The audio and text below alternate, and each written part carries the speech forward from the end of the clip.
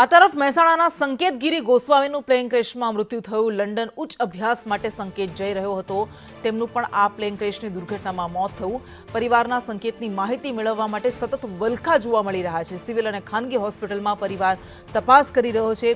ગઈકાલે સાંજે DNA sample આ પરિવાર આપી ચૂક્યો છે।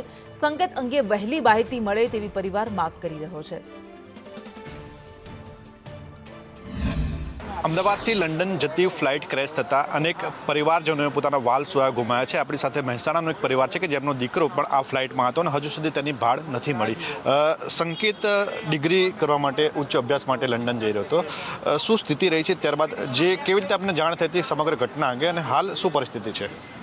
હું એને એરપોર્ટ ઉપર છોડી અને જેવો ઘરે પહોંચ્યો એવા જ મેસેજ મળ્યા કે ફ્લાઇટ ક્રેશ થયું, એવા અમે ત્યાંથી રિટર્ન થઈ ગયા।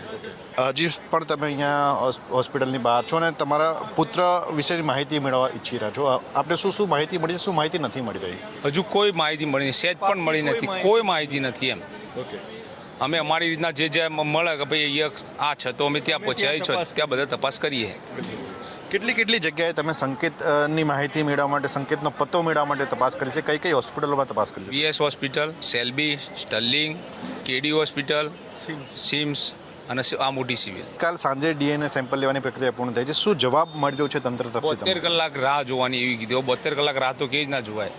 અનેક પરિવારજનો છે જેમને પોતાના વહાલ સોયા ગુમાવ્યા છે અને તેમના વહાલ સોયાની ભાળ મેળવવા માટે તેઓ રજડી રહ્યા છે। અલગ અલગ હોસ્પિટલોમાં તેઓ ફરી રહ્યા છે, કારણ કે હજુ સુધી અનેક પરિવારો એવા છે કે જેમને પોતાના પુત્ર, પોતાના પરિવારજનની કોઈ માહિતી નથી મળી અને આ જ કારણે તેઓ ઈચ્છી રહ્યા છે કે સરકાર અથવા તંત્ર વહેલી તકે આવા વ્યક્તિઓના લિસ્ટ જાહેર કરે, જેના ડીએનએ સેમ્પલની તપાસ થઈ ચૂકી છે તેમની જાહેરાત કરે, જેથી કરીને પરિવારજનો જે રાહ જોઈ રહ્યા છે તેમની રાહનો અંત આવે।